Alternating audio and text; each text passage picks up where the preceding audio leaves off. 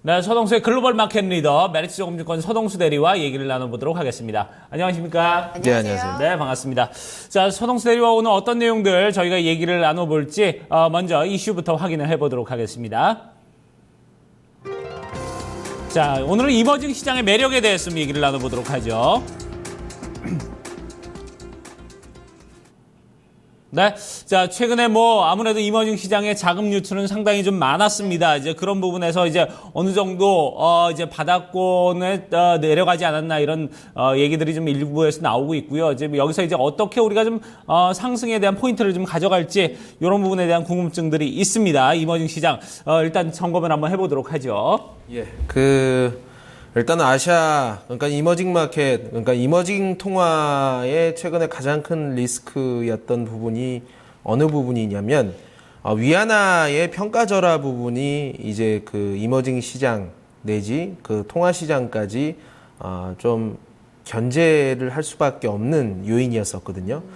이러한 것들이 이제 최근에 이제 위안화가 SDR 편입이 확정적인, 순간까지 지금 가고 있는 상황에서, 이런 이머징 통화 관련된 위험도가 상당히 좀 많이 제거가 되고 있다라는 말씀을 여러 차례 좀 드린 적이 있는데, 이게 오늘 블룸버그를 따라서 기사가 하나 나온 게 있어서 좀 소개를 드리고자 하고요.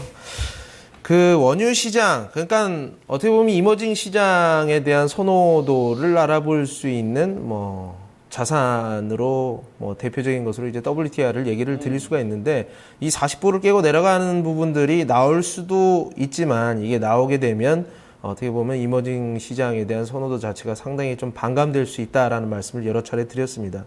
그렇지만 이 40불 선에서는 계속 좀 지지가 되는 모습들을 좀 보여주면서, 우리가 좀 원초적으로 이머징 시장에 대한 부분들에 대한 리스크가 조금씩 좀 작아지고 있는 것이 아니냐라는 좀 조심스러운 판단이 좀 듭니다. 네, 이제 가격적인 메리트가 좀 부각이 되면서 다시금 좀 치고 올라가지 않겠느냐 이런 부분들 가능성을 시사해 주셨는데, 네. 사실 상반기까지는 미국 금리 인상의 어떤 가능성 때문에 신흥국 통화가 상당히 좀 좋지 못한 모습을 보였었고, 이에 더불어서 또 8월이었었죠. 다시 한번 위안화 평가 절하 소식이 전해지면서 3번에 걸쳐서 인민은행이 평가 절하를 했단 말이죠. 여기서 어떤 신흥국 통화가 2차 타격을 받았었는데, 이제 30일 날 SDR에 위안화가 편입이 되게 된다면 이런 어떤 위험성이 조금은 사그라들 것이다라는 입장을 보여주신 거잖아요. 어떻게 논리를 좀 풀어가 보면 좋을까요?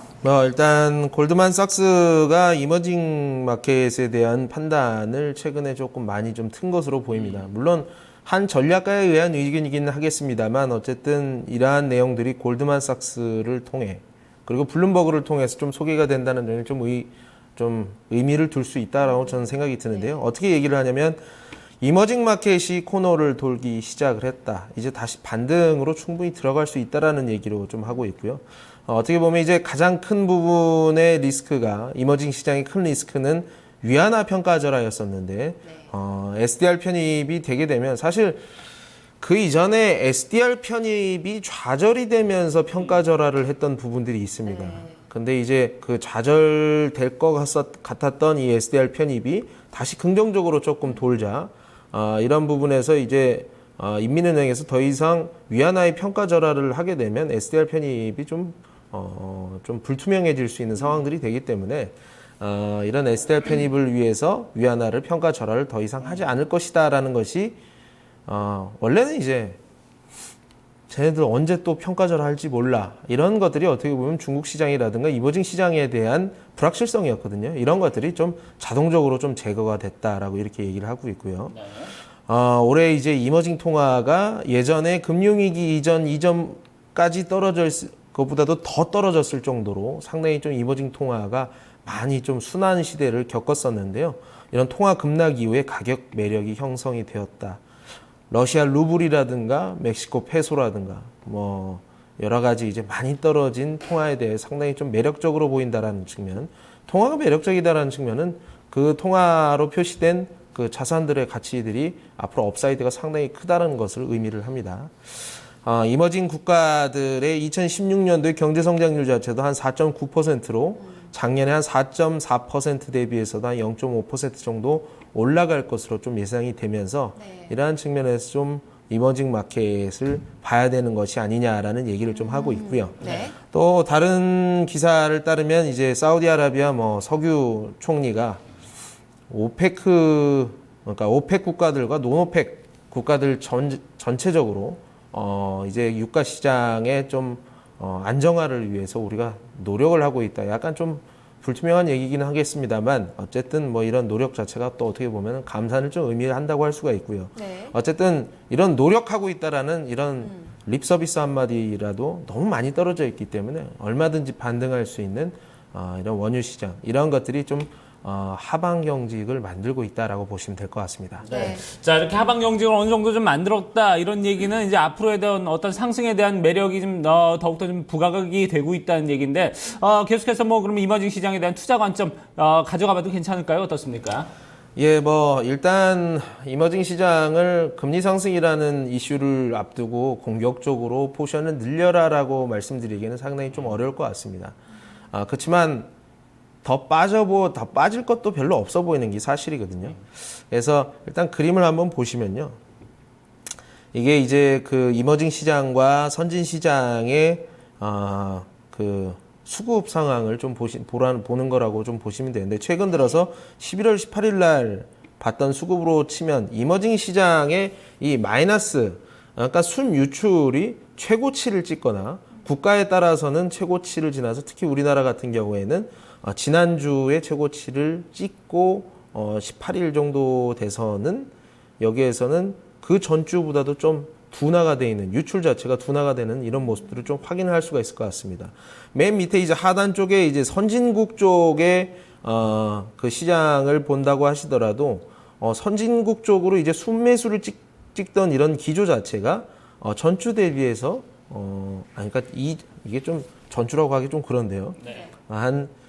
오늘 23일이니까 한 12일 전보다 한 일주일 전쯤이 조금 이 순매수 그 포션 자체가 많이 작아졌다라는 얘기죠. 그러니까 금리 인상이라는 이슈를 두고 선진 시장에다가 지금 더 이상 여기에서는 더 순매수를 하기에 좀 만만치 않은 자리라고 보여지고요. 금리 인상이라는 재료를 앞두고 반대로 얘기한다면 이머징 시장에서 더 이상 팔기도 좀 그런 자리까지 와 있다라는 얘기입니다. 그러니까 적어도 여기서 뭔가 이제 그 센티멘트 자체가 상당히 안 좋기 때문에 뭔가 또 뭐 파리 테러라든가 이 관련돼서 뭐 무슨 테러 위협이라든가 이런 걸로 있어서 언제든지 시장이 조금씩 빠질 수는 있겠습니다.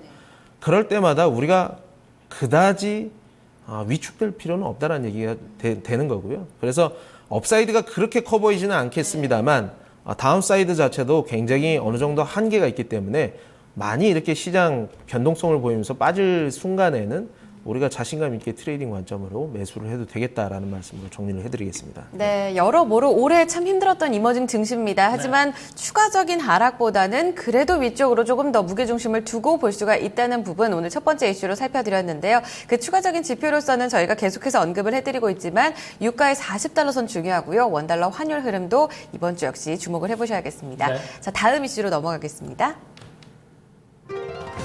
자, 다음 이슈는 산타랠리에 대해서 좀 얘기를 나눠보도록 하죠. 자, 이맘때만 되면 이제 부각되는 게 바로 이제 연말 시즌에 대한 어떤 증시의 어떤 랠리 이런 기대감인데 올해도 이제 그런 기대감을 계속 가져갈 수 있을지에 대한 부분들에 대해서 얘기를 좀 나눠보도록 하겠습니다. 물론 이제 연말에 이제 쇼핑 시즌이라는 게 기다리고 있습니다만 올해는 이제 금리 인상이라는 부분에서 어떤 좀 충돌점이 좀 보이지 않을까 하는 생각이 들거든요. 어떻습니까? 네, 맞습니다. 이제 금리 인상이라는 재료 자체가 시장을 항상 억누르는 재료로 인식을 했던 흐름을 계속 보여주다가 지난주에 처음으로 금리 인상을 하되 굉장히 점진적으로 올라갈 수 있다는 것이 호재로 작용을 하면서 국내 증시와 미국 증시가 상승을 하는 모습들을 좀 보여줬었거든요. 그렇기 때문에 오히려 불확실성이 제거된다는 측면에서 이런 산타랠리도 한번 좀 기대해 볼 수도 있지 않을까라는 좀 생각이 들었습니다. 네, 지난주 금요일장의 지수를 이끌었다 하면은 그 동력이 바로 소매 판매 관련 종목들이었었거든요. 물론 실적도 있었고 개별적인 뭐 주주 친화 정책이라던가 관련 이슈들이 있긴 했습니다만 이 쇼핑 시즌에 대해서 이번에 어떤 뭐 저유가에 따라서 그 가처분 소득이 올라갔을 거고 이에 따라서 또 소비 시즌 분위기가 상당히 좋을 거다. 지금 웃으면서 이야기를 듣고 계시는데 분위기가 상당히 좋을 거란 전망들 많이 나오거든요. 대리님은 어떻게 외신에서 어떻게 보고 있을까요? 일단 뭐 그 CNN 머니 따르면요. 네. 일단 추수감사절, 그러니까 이번 주 금요일부터 이제 추수감사절 시즌이 시작이 되고요. 네. 연말까지 이제 계속 소비 시즌 관련된 무슨 데이가 상당히 많습니다. 그러면서 미국의 최고 쇼핑 시즌이라는 것은 누구나 잘 알고 있고요. 그리고 미국 경제가 굉장히 많은 포션의 소비로 이루어진 경제 구조를 가지고 있다는 점도 시청자 여러분께서도 많이 알고 계실 겁니다. 미국 증시가 11월 평균 한 S&P 500 지수 기준으로 3.7% 상승을 하는 경우들을 상당히 많이 보여줬다고 합니다. 네. 또 그 반대급부가 어떻게 보면 8월이라든가 9월 달에 있는 여름장 전통적으로 좀 많이 안 좋거든요. 우리도 안 좋았지 않았습니까? 이런 부분들이 좀 11월 달에 상쇄되면서 상승하는 모습들을 한번 기대를 해보자 얘기를 좀 하고 있고요. 소비재 섹터 자체도 올해 한 12% 정도 올랐는데 또 어떻게 보면 오르긴 했습니다만 이번 또 우리가 아무래도 소비하는 패턴 자체가 좀 많이 변하지 않았습니까? 오프라인에서 우리가 직접 가서 소비하는 패턴보다는 온라인이라든가 온라인 안에서도 모바일로 의존하는 이런 부분들이 좀 커지고 있는데 뭐 대형 리테일러들은 좀 지난해보다는 올해 매출이 좀 별로지 않을까 이런 좀 우려도 있는 것도 사실입니다. 12월 달에 여러 가지 좀 일정들이 있습니다. 12월 3일 날 22 미팅이 되면서 추가 양적 완화가 나올 수도 있고요. 그리고 12월 15일, 16일, 양일에 겹친 FOMC 회의에 따라서 페드의 이제 금리 관련된 불확실성이 해소가 되는 이런 국면들이 나올 수가 있다. 어쨌든 전체적으로 좀 긍정적으로 좀 보아야 되는 거 아니냐는 게 기사의 골자였습니다. 네. 12월 연말까지 어떤 기대감 섞인 목소리가 조금 더 커지게 되면서 금리 인상에 대한 어떤 악재, 우려 같은 거는 오히려 시장이 조금 어느 정도 이제 내성이 생긴 게 아닐까라는 움직임들이 나타나고 있거든요. 이 연말 장세에 대한 어떤 파급력, 앞으로의 전략은 어떻게 가져갈까요?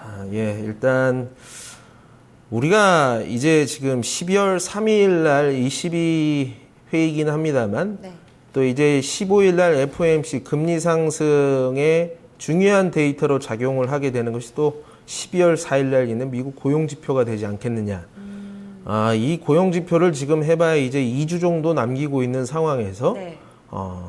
과연 외국인이라든가 기관들이 국내 증시를 적극적으로 매수를 할 수 있는 구간이 나올 수 있느냐는 우리가 한번 고민을 해봐야 된다는 말씀입니다.